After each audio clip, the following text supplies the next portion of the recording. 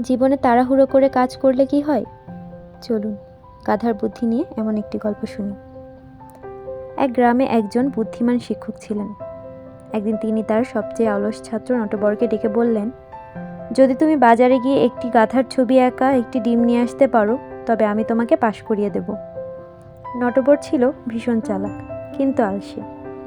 সে বাজারে গেল এবং দেখল কোনো দোকানে গাধার ছবি আঁকা ডিম নেই। কিন্তু সে বুদ্ধি হারালো না। সে দৌড়ে বাড়ি গেল, একটি সাধারণ মুরগির ডিম নিল এবং তাতে একটা গাধার ছবি এঁকে ফেলল। সে খুব খুশি মনে ডিমটি নিয়ে শিক্ষকের কাছে গেল এবং বলল, স্যার, আপনার আদেশ পালন করেছি, এই নিন গাধার ছবি আঁকা ডিম। শিক্ষক হাসতে হাসতে বললেন, বাহ, তুমি তো খুব বুদ্ধিমান। কিন্তু এখন বলো তো, ডিমটা যদি তুমি মুরগিকে না দেখিয়ে গাধাকে দেখাতে, তবে কি গাধা ডিম পারত? নটবর বোকার মতো তাকিয়ে রইল।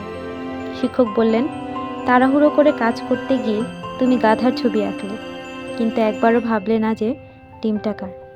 চিন্তা না করে কাজ করলে ফলটা হাস্যকর হয়।